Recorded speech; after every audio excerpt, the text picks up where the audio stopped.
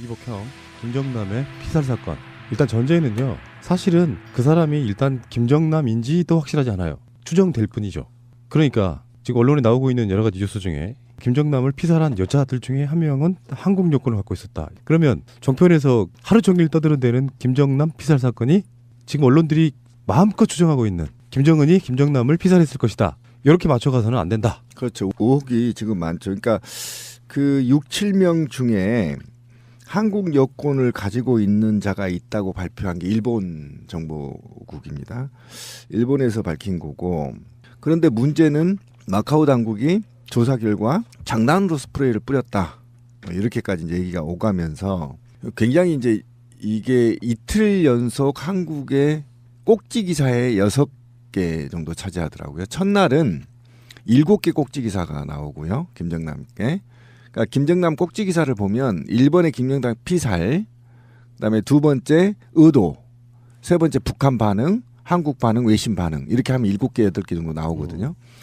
그리고 나서 이제 박근혜의 게이트, 박근혜 최순실 게이트 이제 얘기가 나오면 제가 수없이 말씀드리지만 지방 방송에서는요 6개, 7개에서 끊어지거든요. 그러니까 서울하고 수도권을 제외한 나머지 방송은 김정남의 피살 사건이 메인으로밖에 나가지 않아 버리는. 그리고 지방 방송으로 돌아가는 거거든요. 그러니까 어쨌든 언론 플레임이 작동되고 있다라는 것만은 사실이고 오늘 현재까지도 지금 오늘 제가 분명히 쉬어봤어요. YTN 7꼭지 뽑았고요. KBS 6개 꼭지 뽑았거든요. 그러니까 대박 난 거죠. 일단 언론 프레임 차원에서 본다면. 언론에서 그렇고 이제 사실 이거 사건이 났을 때 한국에서 처음에는 이제 뭐가 확실치 않다 이러다가 어쨌든 김정남이 피살된 게 맞다 이런 정도까지를 이제 확인을 해주긴 했어요. 근데 나름 그게 외신과 비교를 해봤을 때는 꽤 빠르게 확인을 해준 거예요. 그러니까 항상 뭐 북한 관련된 소식이 한국 정부가 아는 게 상당히 늦잖아요. 원래 딴 데 다 아는데 혼자 모르고 있거나 이럴 때가 많은데 그것과 비교를 하자면 이 사건에 대해서는 이례적으로 좀 빠르게 확인을 해줬다라는 생각이 들어요. 그런데 이제 생각해 볼 수 있는 게 이런 거죠. 왜 하필 아니, 김정남이 거기 동남아 뭐 마카오 등지에 그렇게 살고 있었다는 걸 모르는 사람 없잖아요. 다 알고 있었어. 그럼 북한에게 과연 그 사람이 그렇게 위협이 돼? 라고 생각해 보면 그렇지도 않아요. 그런데 그러니까 이를테면 끈 떨어진 두레박 같은 거야. 뭐 황태자니 뭐니라고 하지만 그것도 다 과거의 일이고 북한과의 끈이라고 할 수 있었던 장성택이라든지 왜 그 이를테면 고모부 그 끈이 이제 약간은 있었다고 하는데 그것마저도 지금 다 죽거나 시각되고 뭐 이렇게 돼버렸기 때문에 이미 이 사람은 거기에 있으나 죽으나 뭐 별 상관이 없는 사람이에요. 그런데 왜 꼭 지금 이 시기에 그 사람이 죽었어야만 했는가라는 이야기를 할 적에 뭐 한편에서는 북한 같은 사회는 스탠딩 오더라고 해가지고 한 번 오더를 내리면 그게 내가 철회하기 전까지 쭉 간다는 거예요. 암살해서 이를테면 마지막에 탕탕 쏘면서 명령 지금 수행합니다. 40몇 년 지나서 이것처럼 그러니까 그런 것처럼 이제 스탠딩 오더가 작동하는 것이다. 이렇게 얘기는 하는데 그렇다고 보기에는 뭔가 찜찜한 구석이 너무 많은 거예요. 뭐냐면 한국에서요. 지난번에 박근혜와 그 북한 왜 그 유럽 코리아 그 서신을 주고 받았던 왜 김정일과 박근혜가 어떻게 인편으로 서신을 주고 받았지? 라고 했을 때에 그 오작교의 일부가 김정남이다라는 것이 경향신문에서 며칠 전에 그게 났어요. 피살되기 3일 전이죠. 그래서 그래 뭐 지금 하도 뉴스가 많아가지고 그걸 꼼꼼히 챙겨보지 못하신 분들도 많을 텐데 그러고 나서 정말 까마귀 날자 배 떨어지는 식으로 3일 만에 이 사람이 죽었다 이거야. 그리고 국내 언론에 국내 정부에서는 이례적으로 북한 관련 기사를 재빠르게 확인해 주면서 출처는 말해줄 수 없다. 이렇게 얘기를 하고 있으니 이게 뭔가 있는 것 같단 말이죠. 어저께 조선 TV에서 오보가 났어요. 그 CCTV에 찍혔던 여인 2사람이 시체로 발견됐다라는 오보를 냈단 말이야. 그리고 요 부분에 대한 뉴스를 원래 우리가 일본이나 어디 뭐 외국에서 뉴스가 올라온 다음에 우리가 뒤따라가는 게 원래 대북 관련된 뉴스였거든. 근데 이번에는 제일 신속하게 전 세계에서 우리가 제일 먼저 냈고 심지어는 외국 언론이 우리 기사를 받았으면서 국정원발 기사라고 기사 출처를 밝혔어요. 그러면서 국정원은 믿을 만한 기관은 못 된다라는 취지를 붙여가지고 해외 언론이 보도를 했단 말이야. 그렇기 때문에 지금 이런 부분 안에서 이제 그 사건을 조사를 해야 되는 부분이 있지만 실제 중국에 있는 그 모 기관지 같은 경우에 한국의 연관성을 의심할 여지가 있다. 왜냐하면 사실상 이번 사태로 제일 수혜를 보는 게 한국이기 때문이다라는 기사가 공식적으로 났어요, 중국에서. 그리고 아까 말씀하신 대로 거기 관련돼 있는 애가 처음에는 다 외국인이었다, 뭐 말레이 현지인이었다라고 하는데 희한하게 한국 여권을 갖고 있대? 그러면 이게 뭐지? 왜 걔들이 한국 여권을 갖고 있는 상태에서 체포가 됐고 왜 처음에는 여자 둘밖에 없다 그러는데 배후에 남자 4명이 있다라는 기사가 흘러나오면서 이거에 대한 구체적인 조사를 안 하지? 그 애들은 여자들만 잡히고 남자들은 다 어디 간 거지? 의혹의 의혹이 계속 꼬리를 물고 지금 새로운 뉴스를 양산하고 있는. 그러니까 이게 한국하고 연관성 처음에 얘기가 나왔을 때는 그냥 이제 대충 이런 식의 얘기였었어요. 아, 예전에 김정남이 한국 남한으로 이렇게 그걸 뭐 망명을 시도한 적이 있었다. 그래서 이번에도 이를테면 지금의 어떤 국정원이나 이렇게 뭐 박근혜 잔존 세력이라고 할 수 있는 쪽에서 일종의 북풍의 일종으로 그런 김정남이 귀순이 아니지 망명한다라는 것을 그 뉴스를 하나 만들어내기 위해서 그렇게 접촉을 했다가 북한이 이것들 가만 안 두고 갔어 이러면서 그냥 죽였다. 이제 이런 식으로 처음에는 생각이 이제 돌아갔었다고요, 얘기가. 근데 그게 아니라 지금 여기에 이제 사건에 가담한 사람들 중에 한국 여권을 소지한 사람이 있다라고 하니 단지 이렇게 망명을 시키려고 하다가 북한이 그것을 감지하고서 죽였다 이런 개념이 아니라 사실은 이 죽음 자체에도 한국 뭐 국정원이나 이런 등등이 관여된 것이 아닌가라는 이제 얘기까지가 나오는 거죠. 근데 어쨌든 좀 따져볼 필요가 있어요. 그러니까 주장을 주장대로 받으면 안 돼요. 그러니까 국정원이 이 국회 보고에 따르면 스탠딩 오더가 작동된 것으로 추정된다 이렇게 얘기를 했잖아요. 근데 스탠딩 오더가 이제 5년 전에 이루어졌다는 거 아닙니까? 그러니까 스탠딩 오더가 어쨌든 지금 왜 절대 지존이 명령 내렸는데 충분하게 살해할 수도 있었는데 5년 동안 이게 유효하다가 이제 암살을 했냐는 겁니다. 그것도 아까 말씀했다시피 6명에서 7명이 관여가 되어 있고 그들을 잡아서 취조를 했더니 그냥 장난으로 스프레이 뿌렸다. 이렇게까지 얘기를 했단 말이에요. 그러니까 완전히 미궁 속으로 빠져버린 겁니다. 거기에다가 다시 한국 여권을 소지하고 있다라는 얘기는 한국 사람이란 얘기거든요. 여성 중에. 그러니까 그런데 이 보도가 일본과 중국에서 나오고 있다라는 겁니다. 그런데 사실은 우리가 기존에 알고 있듯이 김정남과 어쨌든 그의 아들이죠.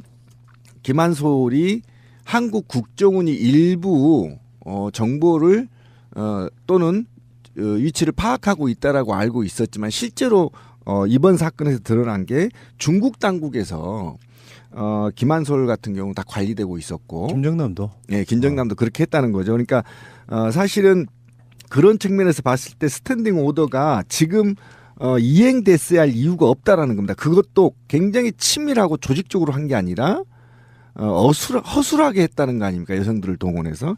그래서 이거는 지금 신뢰성이 떨어졌다고 보는 것이고, 그다음에 두 번째 국정원이 지금 발표한 게 아니고 국회에 이제 보고한 게 북한의 권력 다툼의 시작이라고 얘기한다 이렇게 얘기했는데 아까 친미님 얘기를 했을 겁니다. 지금 김정남은 원래 북한에서 살지 않았습니다. 해외로 떠돌아다녔고 북한에 누구도 그의 지지자나 추종자가 없다고 지금 발표되는 거거든요. 그렇다고 치면 지금 김정은을 위협할 만큼의 김정남이 권력을 갖고 있느냐? 이건 뭐 국정원에서도 그럴 수 없다라고 말을 했기 때문에 자기들의 말에 거짓말을 지금 다는 그렇죠. 거죠. 그냥 해외 낭인이에요. 낭인이죠. 낭인인 거고 그다음에 이제 개인 채무 관리이나 또는 원한인데 재밌네. 이게 원한일 가능성에 대해서는 전 제로입니다.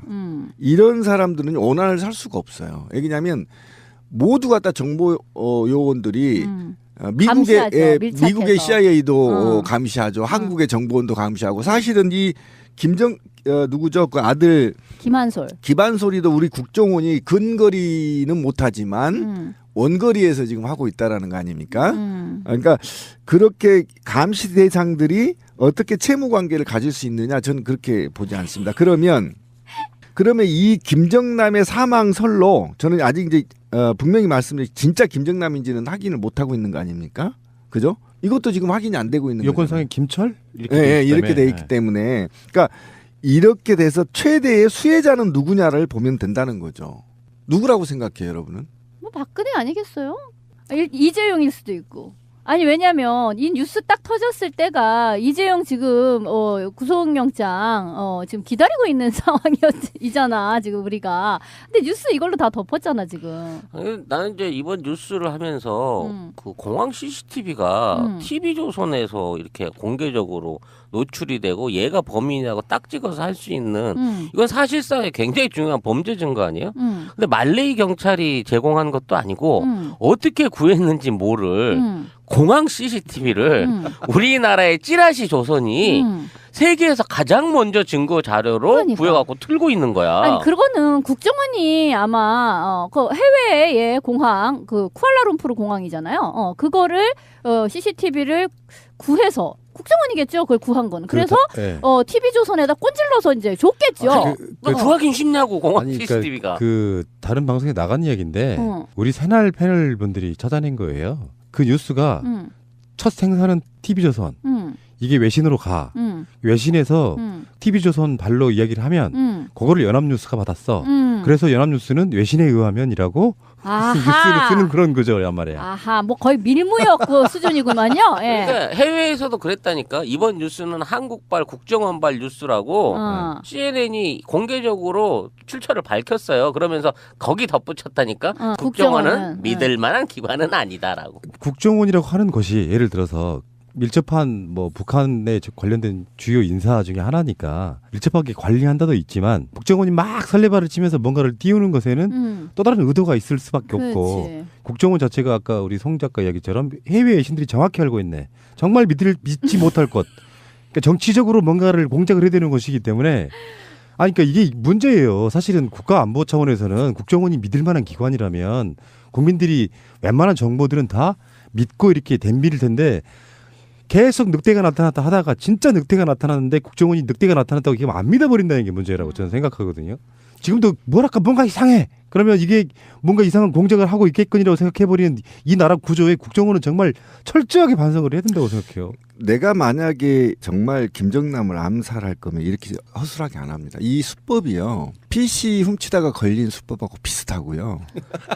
이상하다. 네, 간첩단 사건을 조작하다가 공문서를 위조했던 정보기관 수법하고 비슷해요. 아니 근데 왜 그러냐면 공항은 가장 보안이 철저한 곳이죠. 보안이 철저하고 CCTV가 완벽하게 설치된 곳이에요. 그런데 왜 거기서 할까요? 보라고. 일부러 보라고 하는 거죠. 증거를 남겨야 되기 증거를 남기고 맞아. 확실한 화면을 얻으려고. 아니 생각해보니까 진짜 그러네. 으슥한 곳에 가서 해야지. 그거 그런 데서 왜 하냐 그거는. 버젓이. 예, 그런 건데 글쎄요. 이제 이번에 뭐 처음 발표가 이제 막 종편 같은 데서 뉴스가 막 뜰 적에는 뭐 막 그 독침 이렇게 얘기가 나왔어요. 독침 처음에. 그래서 막 독침에 대해서 화면이 옛날 막 독침 막 이런 것도 막 보여주면서 뭐 특히 또 여자가 나오니까 또 미녀 독침 미인계 뭐 이런 식으로 해가지고 정말 7, 80년대에 거의 제임스 본드 영화지 뭐. 113 수사본부 수준이야.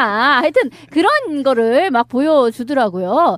근데 그러다가 독침 아니래 스프레이래 이제 이렇게 얘기가 됐어요. 그래서 독침하고 스프레이는 사실 좀 격이 많이 다르잖아요. 독침은 좀 스페셜하지 않나요? 그가 독침을 가지고 있다는 거 이렇게 원래 코미디에서 후 해야 되는데 지가 마시고 막 이래서 목으로 막 들어가고 막 이런. 그러니까 아무나 못하는 거잖아. 그거는 나름 특수한 기술과 어떤 훈련을 가진 사람이 하는 건데 스프레이 이거는 너무 민간인 티가 풀풀 나잖아요. 근데 아니 그렇게 막 공개된 장소에서 스프레이를 뿌렸는데 그 얼굴에 스프레이 맞은 사람은 확 가면은 그게 옆으로 분사되면은 그러니까 그건 너무 그 대상을 특정하기 참 어려운 무기다. 스프레이는 뭐 그런 생각도 드는데 어쨌든 지금 한 사람 잡힌 사람 그 티셔츠에 롤이라고 써 있었다는 이제 그 여성분은 뭐 그랬다는 거예요. 아, 뭐 난 잘 모르고 그리고 뭐 그러니까 일단은 그 사람이 대체 누군지 왜 이게 뭐에 해당되는 사건인지조차를 잘 모르는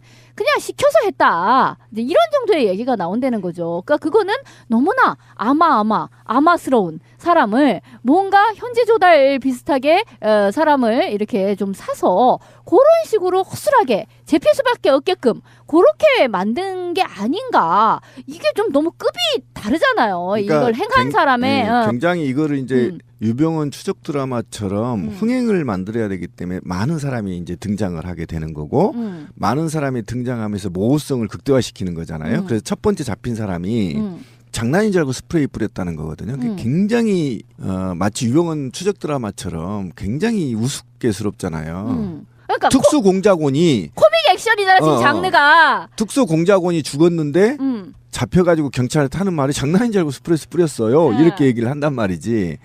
그러고 나서 이 여성은 그 다음날 그 공항을 가요. 그러니까 원래는 가면 안 되는 거잖아. 그건 정말 초등학생도 안 되는 거죠. 그거는 훈련을 극도로 받은 사람이 어떻게 범행 현장을 다시 갑니까? 그건 ABC인데 범인에 이미 TV에서 다 나올 텐데 거기를 왜 갑니까? 그러니까 일부러 잡히러 간 거잖아요. 그런 전반적인 상황을 봤을 때 설계라는 느낌이 들다는 거죠. 그리고 가장 이 기사를 첫 번째 날리는 게 조선. 저도 집에서 검색을 해본 게 조선이더라고요.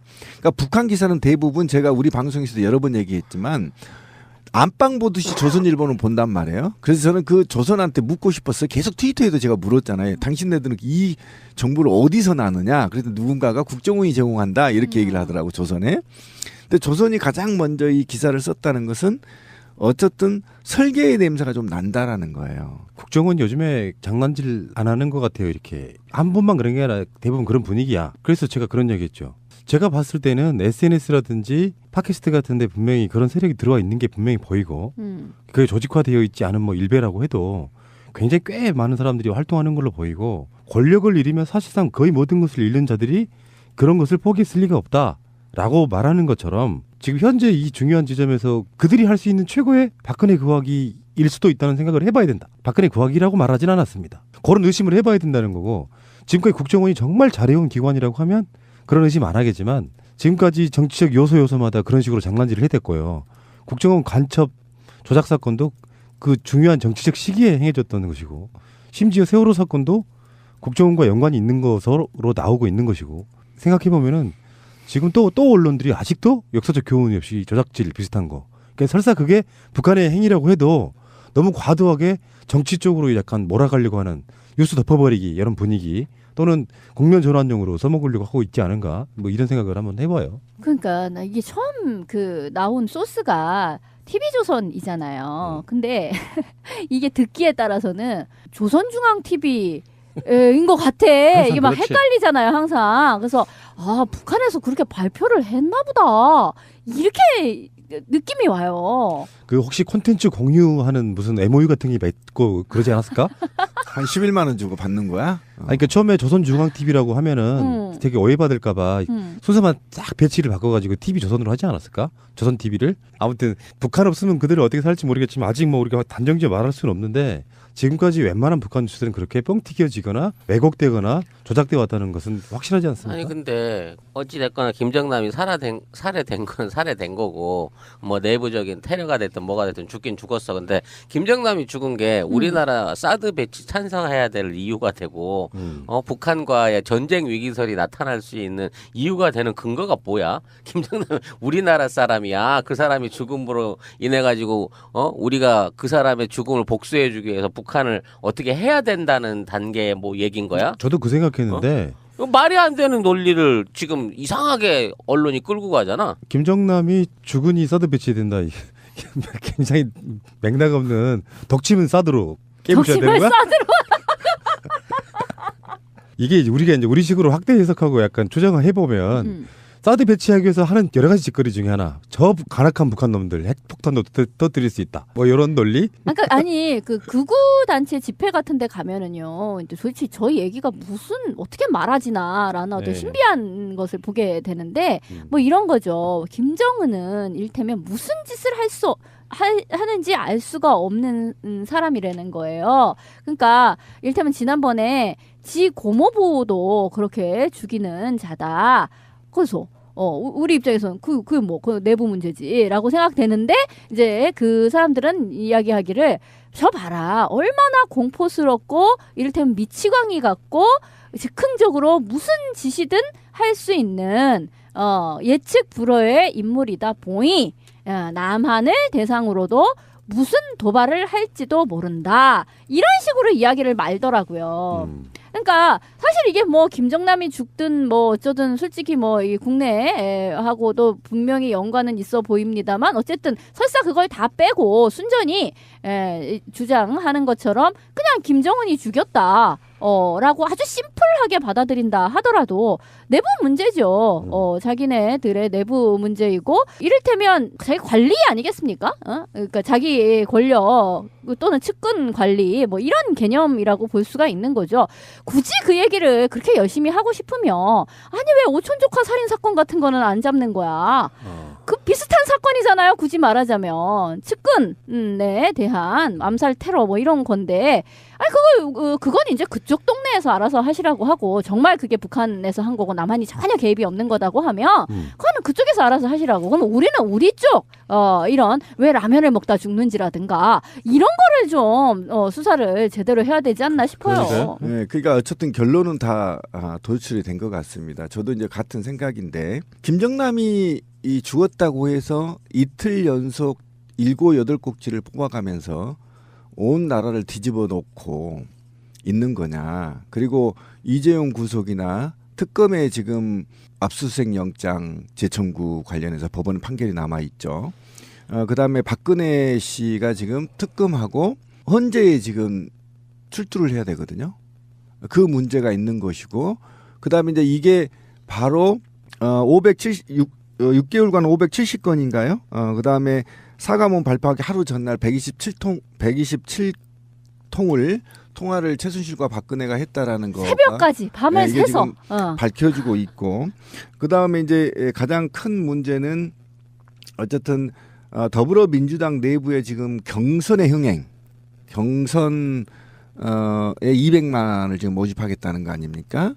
이 경선에 찬물을 끼얹는 것은 사실이거든요. 결과적으로 그러니까 김정남이 죽었다 하더라도 결과적으로는 이거를 우리가 설계에 의해서 죽인 게 아니더라도 너무나 과하게 앞선 보도를 통해서 선동적 언론 프레임을 만들므로 인해서 이게 이제 그동안에 왔던 사드 문제 그다음에 다른 이제 종북몰이가 시작된 게 아니냐. 그다음에 그 다음에 이제 어떤 단계가 궁금해지는 거 아닙니까? 김정남이 죽이고 다음엔 어떤 사건이 터질 거냐가 지금 국민적 관심 아닙니까? 사실은 이런 관심들을 끌어내고 있다라는 것이 지금 가장 큰 문제인 것이고 더더욱이 지금 이런 엄청난 사건들이 지금 현안 1000만이 넘는 시민들이 모여서 지금 이 적폐를 청산하였던 현안들이 뒤로 자꾸 밀리고 있는 것만은 사실이다. 그렇다고 친다면 누군가는 이것을 설계한 게 아니냐라는 의혹이 지금 국민들이 사고 있다라는 것이고 저는 깜짝 놀랐어요.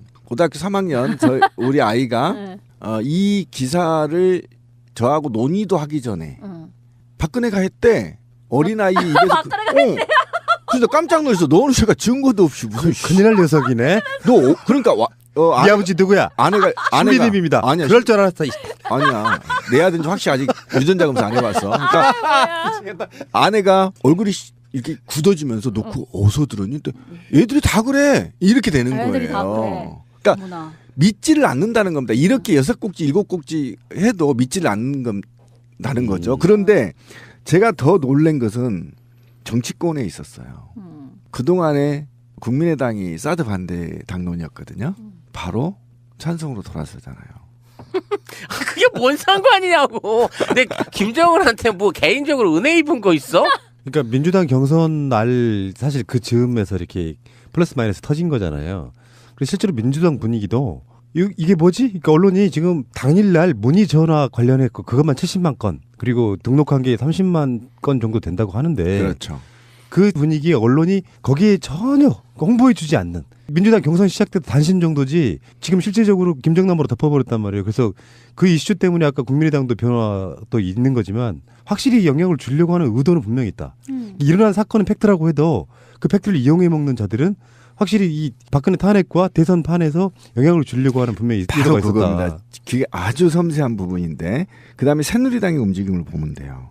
새누리당이 누굴 공격하는지 아세요? 문재인과 국민의당을 공격하기 시작했어요. 집단적으로. 그러니까 사드 찬성해야 된다. 그것도 부족하다. 이렇게 몰고 가면서 새누리당, 구새누리당, 자유한국당이 다시 재기를 할 수 있는 발판이 있다란 말이에요. 그리고 비상대책위원장이 하는 말이 또 가관입니다. 한교안이 대선을 결정하면 받아들일 준비를 하고 있겠다. 이렇게 선언을 또 키도를 던진단 말이에요. 그러니까 이런 정치권이 긴밀하게 움직인 것을 보면 이것은 고도의 설계다. 저는 확신합니다. 김정남 피사를 보니까요. 2014년에 유병훈 회장도 떠오르고요. 그리고 지금 주진우, 김어준 같은 경우는 그 유서 비슷한 거를 하나 더 남겨야 됩니다. 공항에서 여자를 만나지 않겠다. 나는 자살당하지 않을 것이며 공항에서 여자를 만나지 않겠다. 자, 이게 이제 한국 여권이 저는 굉장히 무서운 딜레마에 빠진다고 봐요. 아니 그것도 수정했어요. 그러니까 예, 수정했어요. 지금. 그래요? 아니다. 원래 일본 방송에서 한국 여권 갖고 있다라는 속보가 나왔는데 아니다 인도네시아 여권이다라고 국적을 바꿨거든. 아, 그거는 저는 그 신뢰가 안 가요. 이제 그러니까 하고 나서 한국에서 어떻게 말은 그렇게 조절할 수 나왔다, 있는지 이런 어쨌든 거니까. 그렇죠.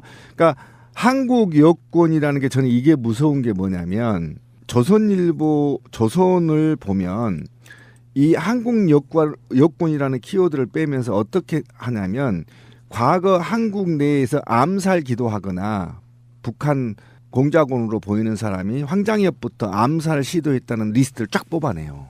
정말 이거 무서운 거거든요. 그럼 뭐냐면 이 기사는 국내에 간첩들이 암약하고 있다라는 걸 조선은 말하고 싶은 거야.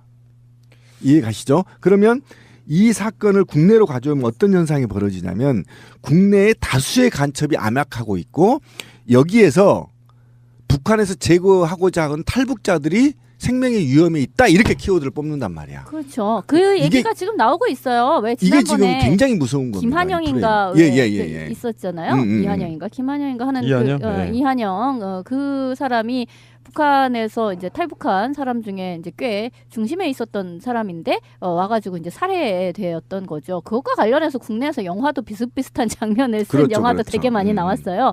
근데 어쨌든 이제 그 이야기를 다시 환기하면서 봐라 해외에서 김정남이 저렇게 죽고 그리고 얼마 예전에 그 이한영 같은 사람도 이한영이 맞아요?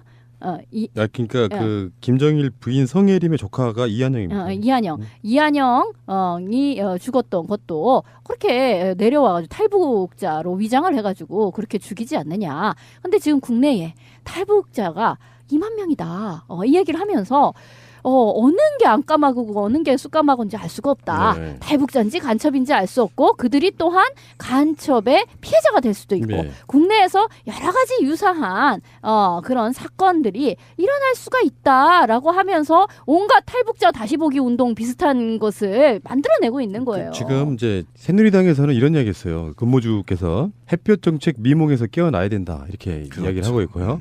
그리고 국방부에서는 지금 대북 확성기에다가 김정남 내용을 넣을 것인지 말 것인지 고민하고 있습니다. 그러면 이 분위기로 가게 되면 아까 그 송 작가가 이야기했던 사드도 마찬가지고요. 그래서 사드 배치해야 된다. 또 그런 논란도 격렬하게 또 붙을 거 아니에요. 나비 효과 같은 거예요. 어떻게 보면. 그래서 대북 확성기 방송하고 그 이유 때문에 그리고 새누리당은 자유당은 그런 방식으로 또 북풍 공세로 몰아가고 사드 배치를 빨리 해야 된다 이렇게 몰아가면 서로 공방이 붙고 그러면 또 기존에 평생에 그 바꿀 수 없는 성향을 가지신 그러나 현재는 박근혜를 좋아하지 못하는 이분들이 급속히 또 집결하려고 하는 그런 효과가 분명히 있을 것이라고 보는 거죠. 그 의도고 이거는 잔타다, 잽이다. 뒤에 한 방이 남아 있을 거다. 놀래지 마라 이겁니다. 제 얘기는. 그러니까 뭐 이제 한미 합동 훈련도 남아 있고요. 등등 여러 가지로 지금 새누리당이 써먹기 좋은 소재들을 끌어올리고 있다 이렇게 그렇죠. 보시면 되겠습니다.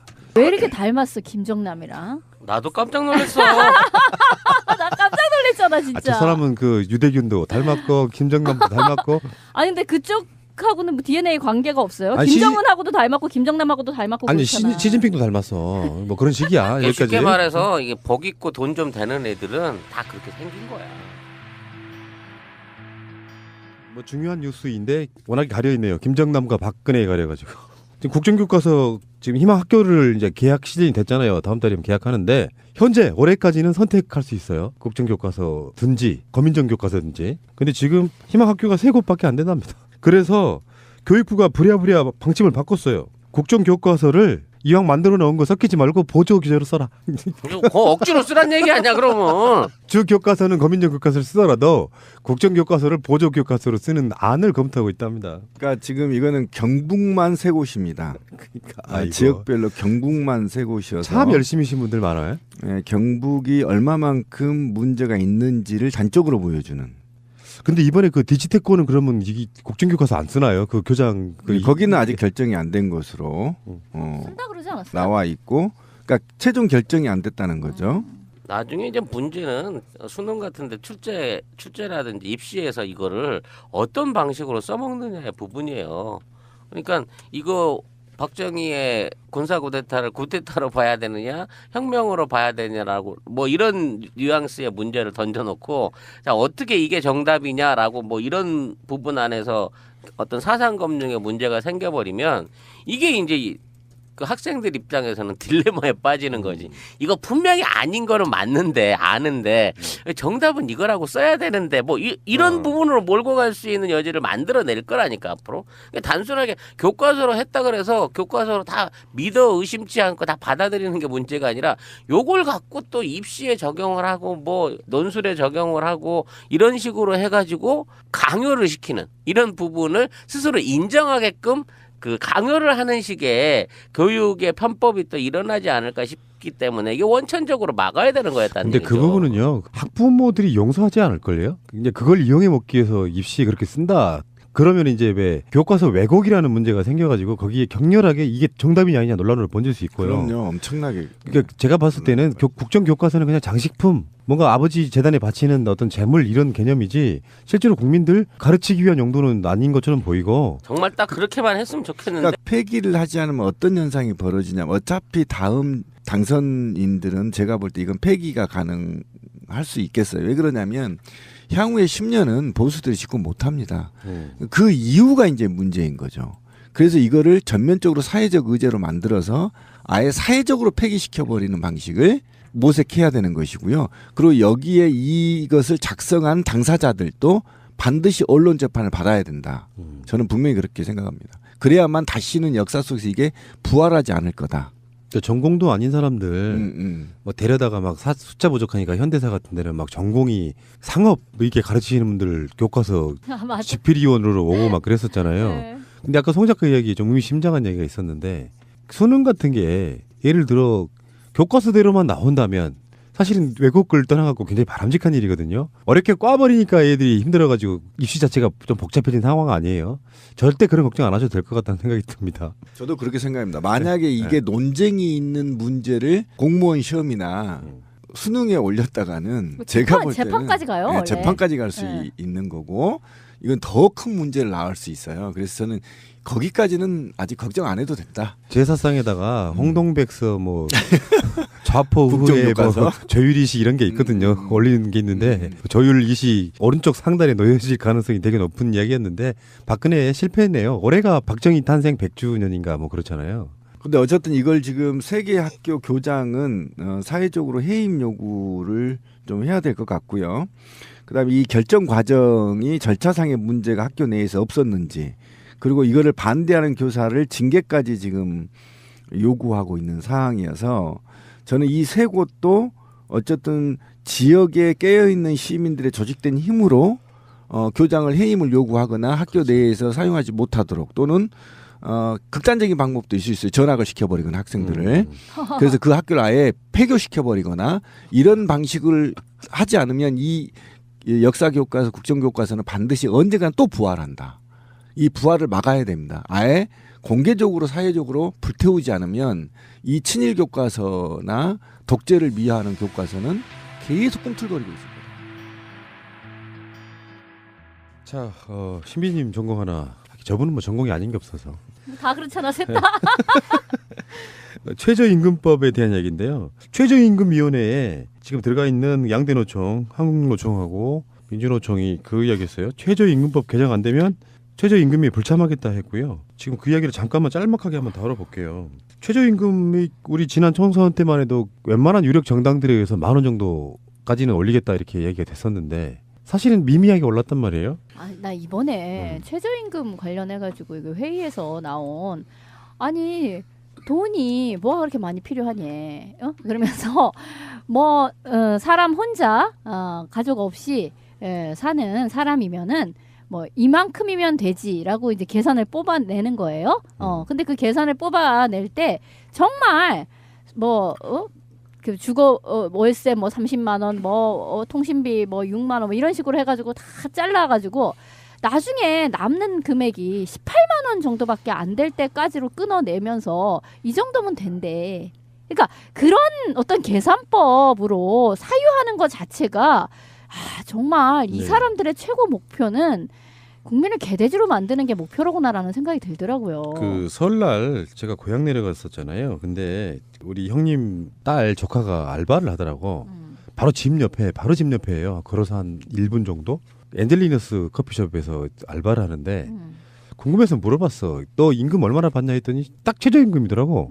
5,300원. 엔젤리너스가 롯데죠. 최저임금이라 하면 많은 분들이 최저임금을 받으면 되겠네가 아니고요. 사실 그건 윤리적 문제로서 아무리 못 줘도라는 단서가 붙어 있어요. 아무리 못 줘도 이 정도는 줘야 돼가 최저임금이잖아. 거기에 대해서 이 친구가 어떤 불만도 없더라. 내 느낌에는. 그러니까 그렇게 해서 알바 구하기 힘든데 알바 구해가지고 일자리가 있다는 것을 만족하면서 일하는 것 같은 느낌이었거든요.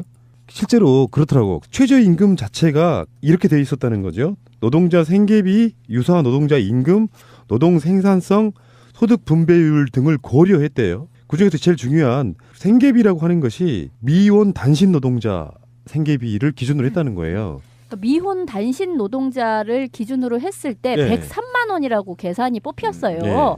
그래서 하는 말이 그래 103만 원 안에는 뭐가 들어가는데 하고 들어가 보면 월세가 30만 원에 관리비가 5만 원이고 뭐 버스비가 7만 5천 원이고 뭐 이런 식으로 독서실 사러라는 얘기야? 그러니까 사실 국내에서 만약에 서울 거주자라고 한다면 월세가 30만 원인 데가 과연 어떤 집일까? 딱 고시원이야.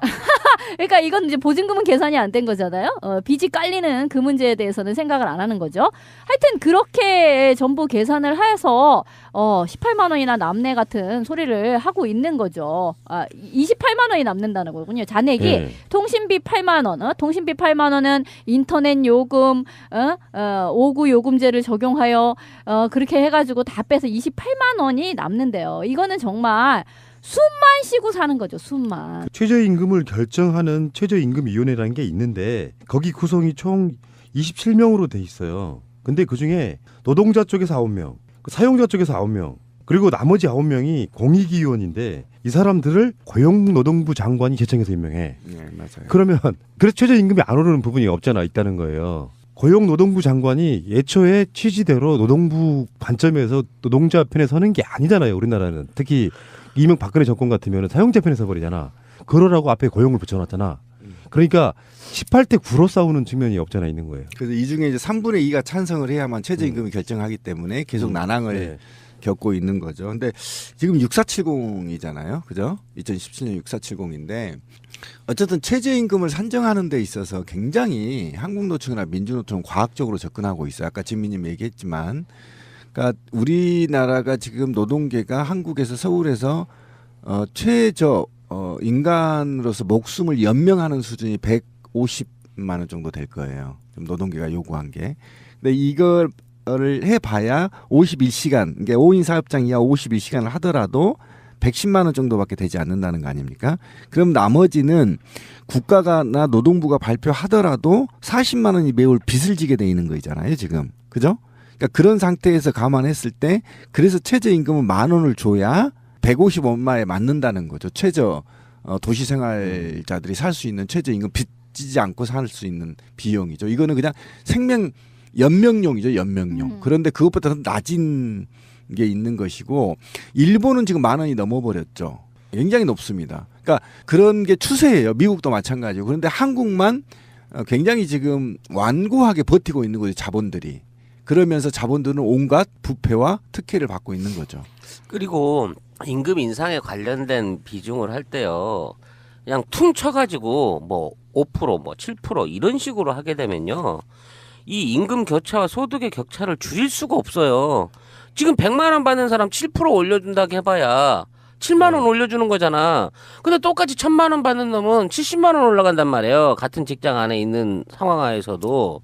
그러니까 나는 임금 인상률이 아니라 임금 단계, 그러니까 최저임금 단계를 105만 원 수준이라고 했으면 이걸 120만 원, 140만 원 같은 형태로 저임금층한테는 상승률을 높게 줘야 되고 고임금층한테는 상승률을 줄이는 방안으로 해가지고 어느 정도 분배를 해줄 수 있는 사회적 대책이 필요하다는 거야.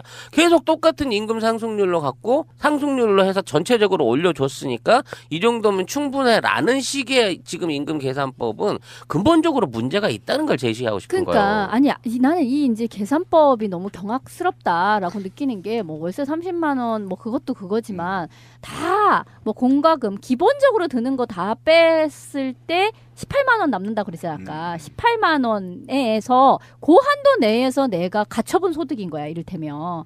그러면 그런 진짜 뭐 치킨이라도 한 마리 사 먹는다든가 영화를 한 편 본다. 그거는 불가능해지는 거죠. 18만 원에서 이제 돈 10,000원 한 장 들고 발발발발 떠는 상태가 되는 거예요. 그런데 결국 모든 사람이 대략 이런 삶을 기본으로 맞다라고 인정을 한다고 하면 내수가 도대체 여기서 살아날 구석이 어디 있냐는 거예요. 전부 노동자들의 삶을 이렇게 숨만 붙어 있는 카데바 상태를 만들어 놓고 나면 도대체 국내에서 오만 내수 진작을 위한 짓거리를 얘기하고 또는 무슨 결혼율이 떨어지네 뭐 자식을 안 낳네 하는 그 온갖 이야기를 해대고 있지만 도대체 이거 안에서 어떻게 연애를 하고 결혼을 하고 가족을 구성하는 얘기가 이게 성립이 되냔 말이야. 그러니까 결국 이런 거의 로봇처럼 최저 생계만을 유지하면서 출퇴근만 하라는 얘기야. 그래서 기계야 기계 그러니까 로봇 또는 이주 노동자 이런 정도의 삶을 유지하는 그런 노동자를 많이 만드는 게 이 사람들의 꿈인 거예요. 그리고 너무 웃긴 게요. 최저임금이라고 하면 그게 안전 최저 정말 맨 바닥을 얘기하는 거고 그거보단 더 줘야지 개념으로 우리가 받아들여야 되는데 그렇지가 않아요. 이제는 점점 최저임금을 그것만 받으면 된다는 얘기요. 일반적으로 그거 받으면 된다는 거예요. 이런 식으로 받아들이는 거예요. 네. 제너럴하게 받아들인다는 게 더 문제죠. 예. 2017년에 최저임금은 6,470원이고요. 전년 대비 7.3% 인상됐거든요. 그렇죠. 지금 한국노총이 7.6% 제시한 것 사실은 그쪽에 가는 제 개인적으로 마음에 안 들고요. 이것을 이제 한 달 209시간 기준으로 말하면 135만 원 정도 됩니다. 그렇죠. 그리고 2016년에는 6,030원이었었고요. 월급으로 따지면 이게 126만 원 정도 됐었고요. 그러니까 9만 원 정도 올랐던 거죠. 적용 대상이 있습니다. 1인 이상 근로자, 오너가 아닌 한 명이라도 알바를 쓰게 되면 지켜야 되는 법이고요. 그렇죠. 이거는 이제 안 지키면 처벌을 받는 조항이거든요. 근데 아까 이제 지라시님 말씀하셨는데 이거는 이제 최저임금의 적용의 범위를 넘은 노동자들은 이거에 연동으로 임금을 결정하지 않아요. 노사 간의 협력에 의해서 임금을 결정하지 최저임금은 적용이 안 되고요. 최저임금 적용은 시급을 할 수 있는 노동자들을 말하는 것이고 시급 비정규직을 말하는 거죠. 대기업 중심으로 한 노동자들은 시급과 월급의 연동을 하지 않습니다. 어쨌든 이것은 아까 말한 대로 제가 볼 땐 노동계가 작전이 틀렸다는 거예요. 한국노총 같은 경우는. 그러니까 지금 시민들은 10,000원 이상을 요구하고 있는데 오히려 지금 7%면요. 어떤 문제가 생기냐면 실물가 상승에 미치지 않습니다. 그러니까 물가는 굉장히 지금 폭등하고 있는 거 아닙니까? 공공요금부터 시작해서 전화요금 또는 내가 먹고 살 수 있는 식품 농수산물 같은 경우도 지금 물가가 굉장히 폭등하고 있거든요. 예를 들면 계란을 한번 따져보자고요. 계란이 지금 2배가 올라버렸다는 거 아닙니까? AI 때문에. 이런 물가 상승률을 종합적으로 고려해서 해야 되는데 그냥 이온회가 간섭적으로 증가율만큼 매년 올려주는 증가율만큼 올리는 데 문제가 있고 이것에 좀 더 0.2%나 2, 3%를 올려서 노동계가 요구한다, 한국노총 요구한다는 것도 어용짓을 하고 있다는 겁니다. 실제로는 협상이란 것은 15,000원 요구하고 그 15,000원과 자본과 정부 측에 협상안이 뭐 9,000원이 나온다든가 8,000원이 나오는가 이렇게 해야 된다는 말이죠. 그런데 그렇게 협상하지 않고 정부가 요구하거나 이원회가 요구하는 수준에서 좀 더 올려서 발표하는 정도의 수준이라는 것은 벌써 정부하고 내통이 있다라고 저는 보는 것이고요. 한국노총 정말 정신 차려야 돼요. 그작년부터 계속 시급 1만 원을 요구했잖아요. 그런데 지금 이게 이 말이 안 되는 거죠. 이렇게 얘기하기. 그 IMF가 터지고 나서 김대중 정권 막 들어섰을 때는 사회적으로 최저임금 같은 걸 이야기할 분위기가 아니었을 거 아니에요. 그래서 거의 안 올라요. 그러다가 김대중 정권 말기부터 노무현 정권 내내 굉장히 많은 퍼센트를 올리는데요. 심지어 2001년에서 2002년 사이에는 12.6%, 2000년에서 2001년에는 16.6% 이런 식으로 올리고 노무현 정권 내내는 굉장히 많은 퍼센테이지, 보통 16.6, 12.6, 8.3, 10.3, 13.1 이런 퍼센테이지를 올리다가 그렇죠. 이명박 정권 들어서고 그렇게 올리는 경우는 거의 없게 가다가 심지어는 2010년 이때는 2.7%밖에 안 오르는 경우도 있었고요. 주로는 대개 5%, 6% 정도로 계속 올리고 있는 입장인데 촛불을 사람들이 켰을 때 느끼는 우리가 항상 하는 이야기이지만 구조적으로 말이 안 되는 거. 사회적 관념에 사로잡혀가지고 사용자 입장에서만 보면 최저임금을 올리면 그들이 망할 길에도 할 것처럼 이야기하지만 사내 유보금이라든지 그 세금 문제라든지 해서 그들이 노동자들에게 조금 더 쓴다고 한들 그 회사가 망하겠습니까? 항상 제가 주장하는 게 있거든요. 건강한 노예론. 노예를 부려먹으려면 좀 제대로 먹이고 입히고 해서 제대로 부려먹어라. 그거 뭡니까 그게. 하루 8시간 일해가지고 아까 벌어들이는 금액이 120만 원, 130만 원 정도밖에 안 되잖아요. 그러니까 지금 임금 2017년도에는 주 5일제로 8시간을 해서 주 40시간, 일 8시간 주 40시간을 하면 총 급여가 21일 하는 거죠. 그럼 142만 5천 원 아닙니까? 그런데 이것이 이제 풀로 해야 되는 것이어서 제가 예전에 일본에 다녔을 때요. 일본은 공무원들이 직업이 2개예요. 되게 신기하더라고요. 그러니까 6시에 퇴근을 하잖아요. 그러면 4시간을 알바를 해요. 아, 공무원도 알바를 해요? 예, 거기서는 가능해요. 예, 일본에서는 겸직이 하는데 근데 이 4시간을 왜 하냐고 물어봤더니 이 공무원 월급이 적지 않거든요. 일본에서도. 그런데 물가가 너무 높다 보니까 부족하다라는 겁니다. 그래서 4시간을 얘기하면 21일 44시간을 더 벌 수 있잖아요. 공무원들이. 그러면 이 사람이 사실상 근무는요. 8 플러스 12시간을 12시간을 일을 하는 겁니다. 그렇죠. 투잡이니까. 이게 문제가 되는 겁니다. 이게 그죠? 그런데 이 사람 제가 대화한 사람은 8시간이지만 혹자는 한 번 더 한다고 하는 사람도 있답니다. 쓰리잡을? 아니 A 그 24시에서 4시간 하고 B로 이동해서 B로 가서 4시간을 하고 집에 들어간다는 겁니다. 알바를 2탕을 뛴다고? 그러면 이제 1시에 집에 들어가게 되는 거죠. 2탕을 뛰고. 아이고야. 그리고 아침 6시나 출근하고. 사람이 쇳던 거리야. 어떻게 그렇게 일을 근데 이게 굉장히 일본에 광범위하게 돼 있어서 한국도 지금 제가 최근에 여기 우리 방송도 출연했던 대학생을 보니까 3개의 우연히 만났어요. 24시에서 봤더니 3개를 다닌다고 하더라고요. 알바를 3개 한다고? 예, 24시를 3개를. 그러니까 3개를 다녀도요. 계산해 보면 학비를 조달을 못 하는 겁니다. 차비 다 빼고 나면.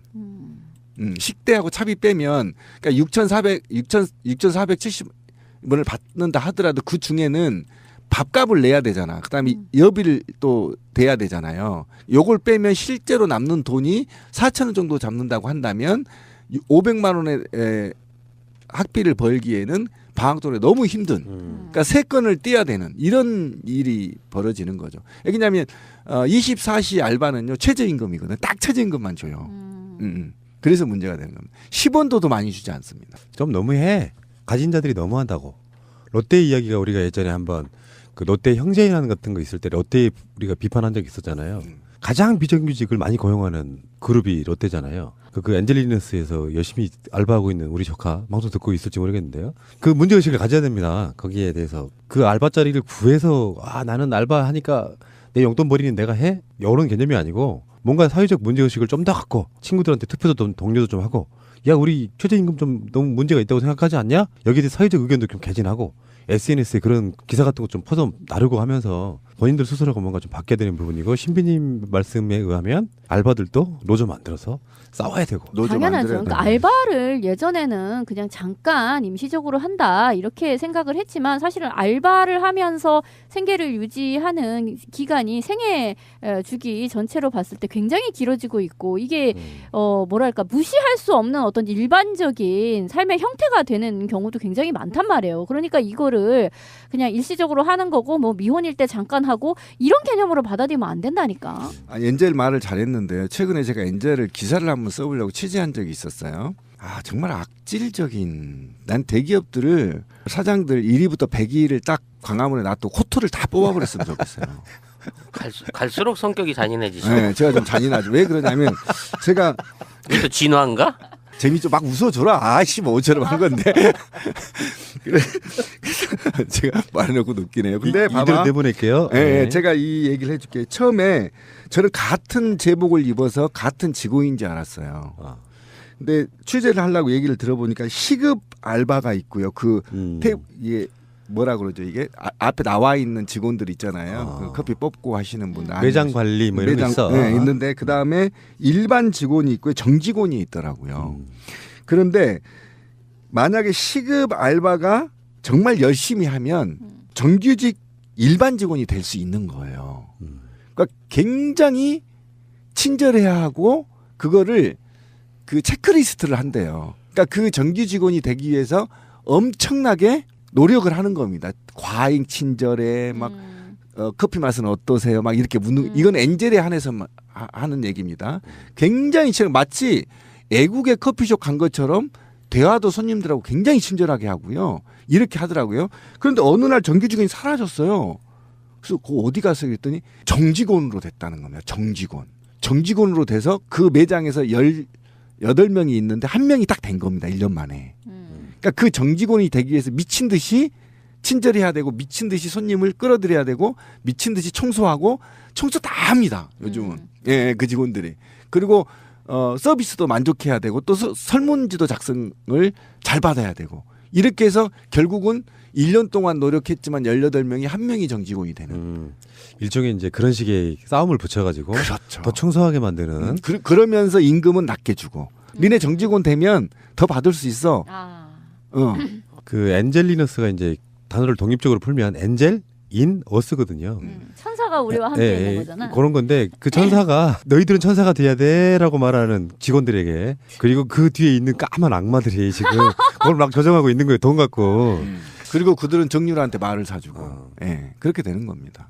예, 그 노동자들을 같이 한 돈으로 정유라 말 사준 겁니다. 그렇지. 그러니까 롯데가 사준 건 아니지만 기업들이 언제쯤 그렇게 진짜 최근에 그 너무나 당연한 건데도 오뚜기가 상속세를 법에서 정한 대로 떼고 상속을 받아가지고 화제가 됐잖아요. 1,500억을 냈죠. 근데 그게 사실이고 누구나 해야 될 건데도 불구하고 그게 훈훈한 미담이 돼버려. 미담이 돼버려. 상대적으로 이재용이는 지금 뭐 구속되네 만에 자기 아버지로부터 60억 받은 게 땡. 그리고 엊그저께 그런 보도가 하나 나왔어요. 우리나라 100대 부자들 중에 이재용이 무려 3위에 랭크되는 60억 상속받았는데 지금 6조 정도 갖고 있습니다. 세금 10몇억 내고요. 그러니까 이번에 합병으로만 3조를 벌었어요. 이재용이. 예. 자기 아버지는 지금 병석에 누워 계시는데 아직도 우리나라 1위고요. 그런데요. 그 이번에 뭐 자본 얘기가 나왔는데 혹자들은 그러더라고요. 자본의 양심은 존재하지 않았어요. 원래. 자본은 원래 악랄하는 겁니다.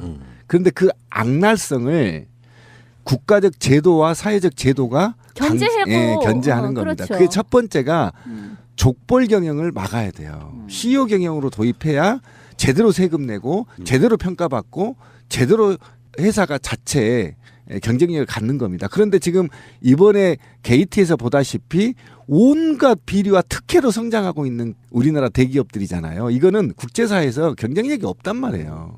삼성 우리가 방송 시작하기 전에 찌라시나 저나 항상 얘기한 거잖아요. 3년 안에 삼성은 핸드폰 망할 거다. 곧 오고 있잖아요. 지금 뭐 다른 얘기에서 하겠지만은 중국 시장이 거의 다 장악하고 있는 거 아닙니까? 지금 한국까지 들어와서 한번 지하철에 보십시오. 예, 샤오미하고요. 제가 좋아하는 화웨이 A9인가? 예, 이거 뭐 거의 다 그 50만 원대면 사양이 삼성급보다 더 좋습니다. 예, 지금 그 시점이 됐어요. 뭐 그러니까 자기가 어떤 노력도 하지 않고 이건희의 아들로 태어났다는 것만으로 지금 현재 우리나라 3, 4위의 개인 부자가 된 사람이 있고 그 돈들이 다 사실은 이 최저임금 삥 뜯어서 만든 결과라고 저는 보거든요. 실제로 줘야 될 10,000원, 20,000원이 5,000원대, 6,000원대로 지급하다 보니까 그 남는 돈 다 그들에게 간다 이렇게 보시면 되겠습니다. 근데 이런 사회적인 적폐들이 촛불 이후에 해소되지 않는다면 우리가 촛불을 든 이유가 없다 이렇게까지 말씀드리고 싶네요. 억을 했다가 북한이 이것들 가만 안 두고 갔어 이러면서 그냥 죽였다. 이제 이런 식으로 처음에는 생각이 이제 돌아갔었다고요, 얘기가. 근데 그게 아니라 지금 여기에 이제 사건에 가담한 사람들 중에 한국 여권을 소지한 사람이 있다라고 하니 단지 이렇게 망명을 시키려고 하다가 북한이 그것을 감지하고서 죽였다 이런 개념이 아니라 사실은 이 죽음 자체에도 한국 뭐 국정원이나 이런 등등이 관여된 것이 아닌가라는 이제 얘기까지가 나오는 거죠. 근데 어쨌든 좀 따져볼 필요가 있어요. 그러니까 주장을 주장대로 받으면 안 돼요. 그러니까 국정원이 이 국회 보고에 따르면 스탠딩 오더가 작동된 것으로 추정된다 이렇게 얘기를 했잖아요. 근데 스탠딩 오더가 이제 5년 전에 이루어졌다는 거 아닙니까?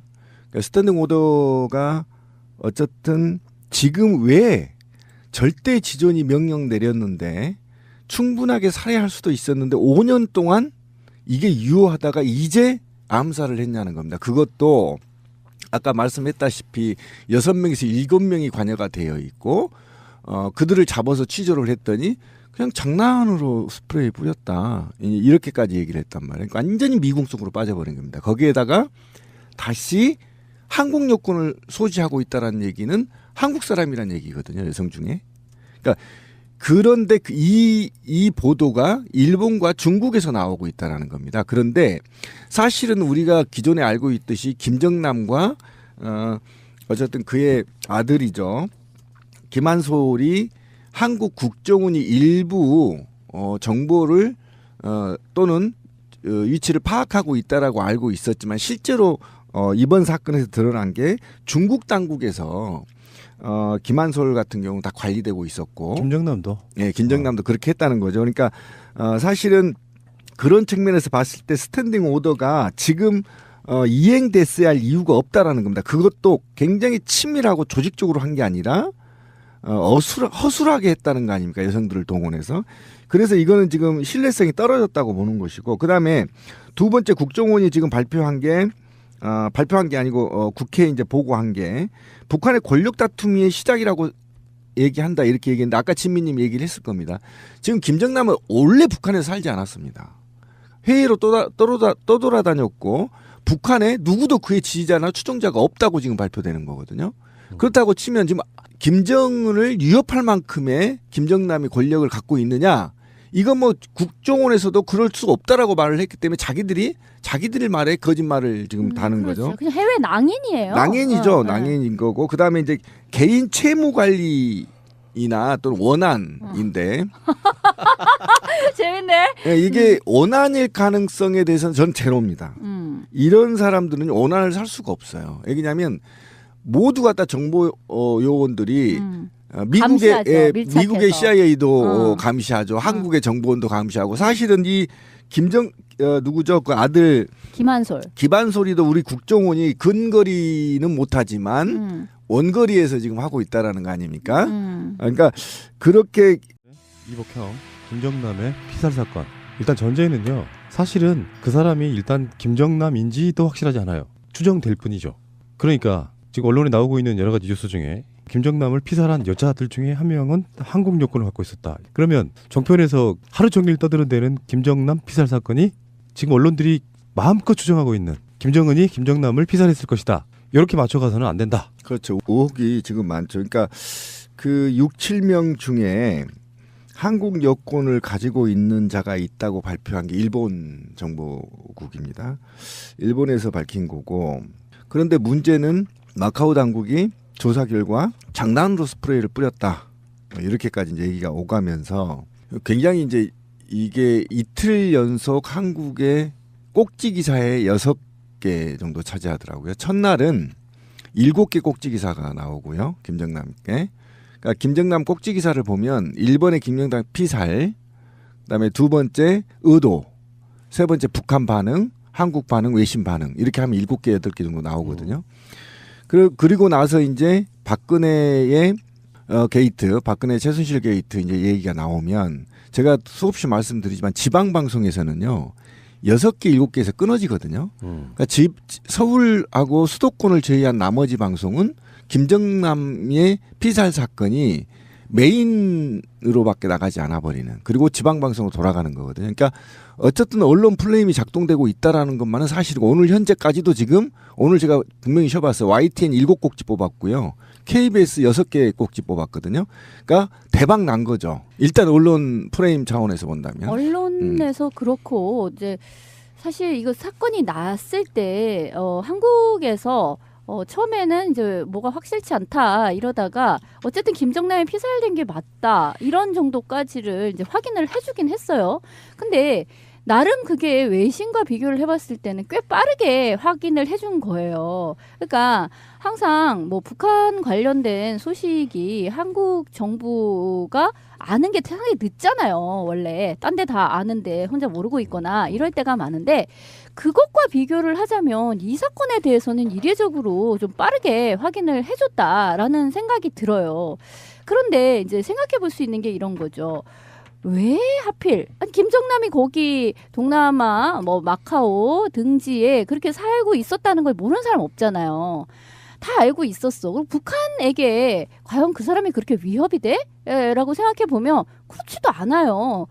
그런데 그러니까 이를테면 끈 떨어진 두레박 같은 거야. 뭐 황태자니 뭐니라고 하지만 그것도 다 과거의 일이고 북한과의 끈이라고 할 수 있었던 장성택이라든지 왜 그 이를테면 고모부 그 끈이 이제 약간은 있었다고 하는데 그것마저도 지금 다 죽거나 실각되고 뭐 이렇게 돼버렸기 때문에 이미 이 사람은 거기에 있으나 죽으나 뭐 별 상관이 없는 사람이에요. 그런데 왜 꼭 지금 이 시기에 그 사람이 죽었어야만 했는가라는 이야기를 할 적에 뭐 한편에서는 북한 같은 사회는 스탠딩 오더라고 해가지고 한번 오더를 내리면 그게 내가 철회하기 전까지 쭉 간다는 거예요. 암살해서 이를테면 마지막에 탕탕 쏘면서 그래서 막 독침에 대해서 화면이 옛날 막 독침 막 이런 것도 막 보여주면서 뭐 특히 또 여자가 나오니까 또 미녀 독침 미인계 뭐 이런 식으로 해가지고 정말 7, 80년대에 거의 제임스 본드 영화지 뭐. 113 수사본부 수준이야. 하여튼 그런 거를 막 보여주더라고요. 근데 그러다가 독침 아니래 스프레이래 이제 이렇게 얘기가 됐어요. 그래서 독침하고 스프레이는 사실 좀 격이 많이 다르잖아요. 독침은 좀 스페셜하지 않나요? 그가 독침을 가지고 있다는 거 이렇게 원래 코미디에서 후 해야 되는데 지가 마시고 막 이래서 목으로 막 들어가고 막 이런. 그러니까 아무나 못하는 거잖아. 그거는 나름 특수한 기술과 어떤 훈련을 가진 사람이 하는 건데 스프레이 이거는 너무 민간인 티가 풀풀 나잖아요. 근데 아니 그렇게 막 공개된 장소에서 스프레이를 뿌렸는데 그 얼굴에 스프레이 맞은 사람은 확 가면은 그게 옆으로 분사되면은 그러니까 그건 너무 그 대상을 특정하기 참 어려운 무기다. 스프레이는 뭐 그런 생각도 드는데 어쨌든 지금 한 사람 잡힌 사람 그 티셔츠에 롤이라고 써 있었다는 이제 그 여성분은 뭐 그랬다는 거예요. 뭐 난 잘 모르고 그리고 뭐 그러니까 일단은 그 사람이 대체 누군지 왜 이게 뭐에 해당되는 사건인지조차를 잘 모르는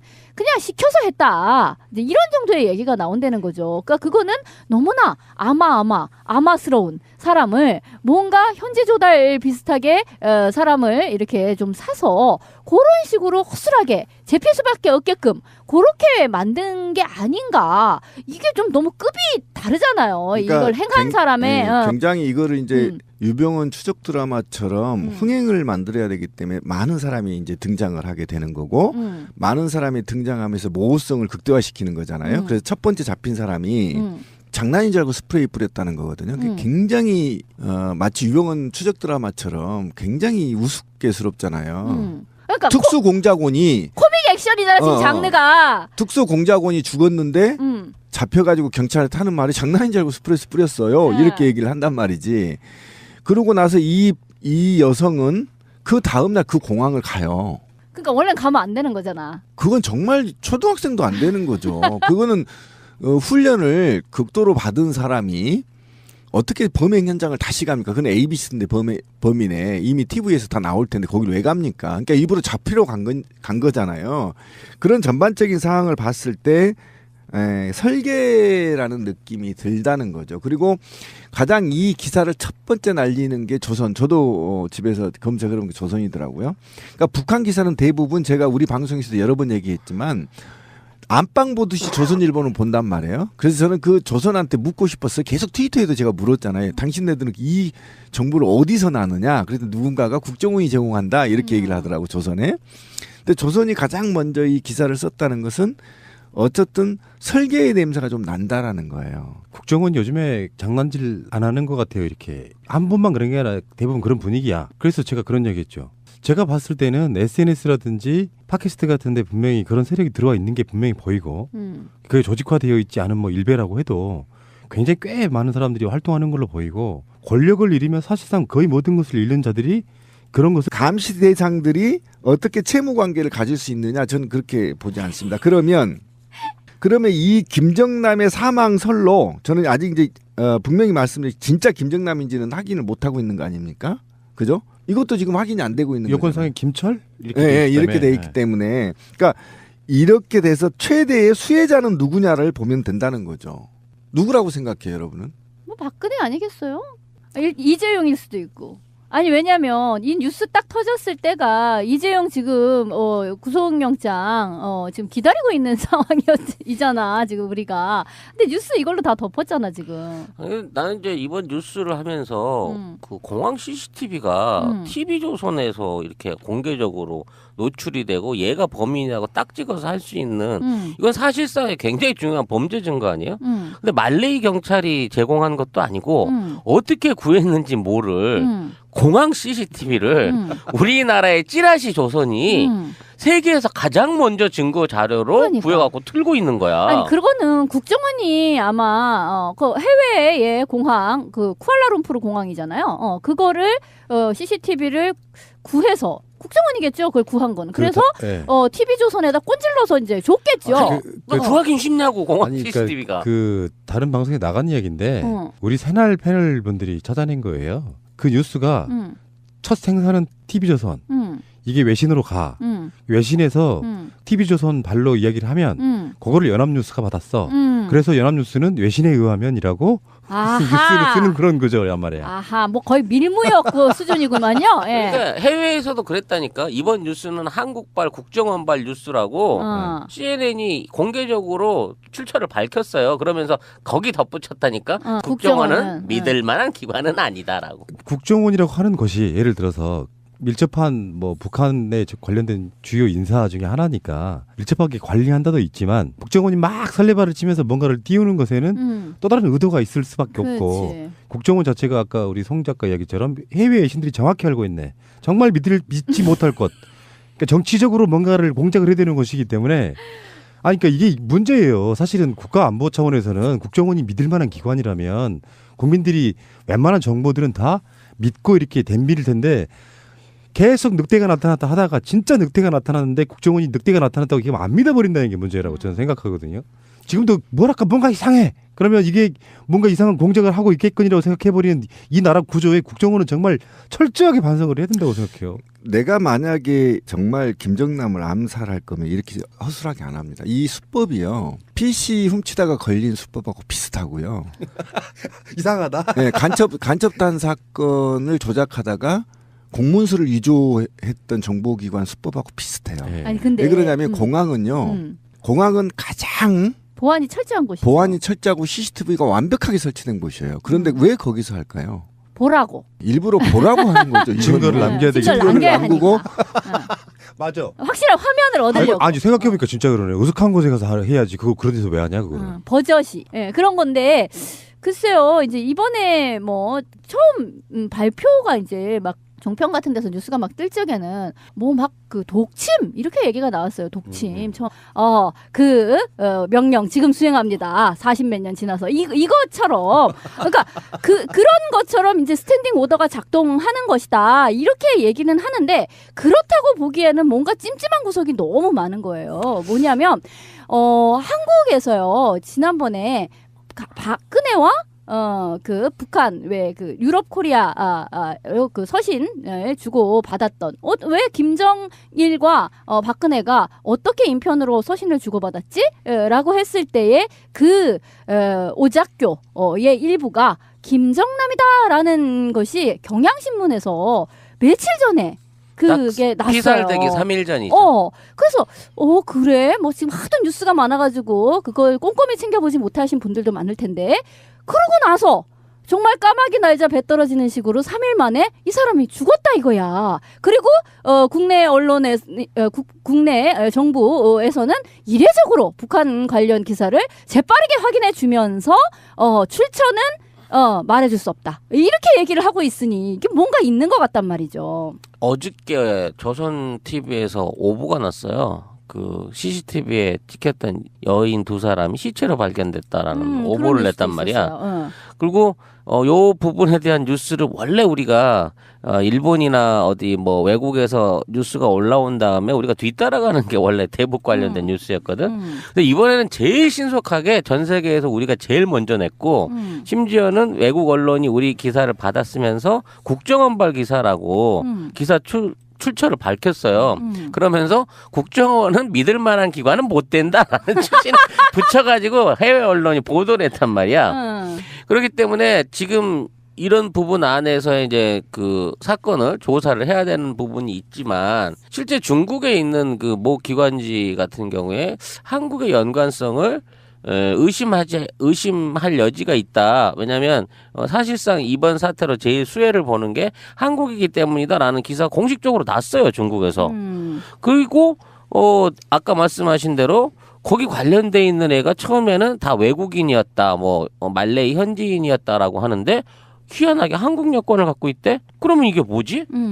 왜 걔들이 한국 여권을 갖고 있는 상태에서 체포가 됐고 왜 처음에는 여자 둘밖에 없다 그러는데 배후에 남자 4명이 있다라는 기사가 흘러나오면서 이거에 대한 구체적인 조사를 안 하지?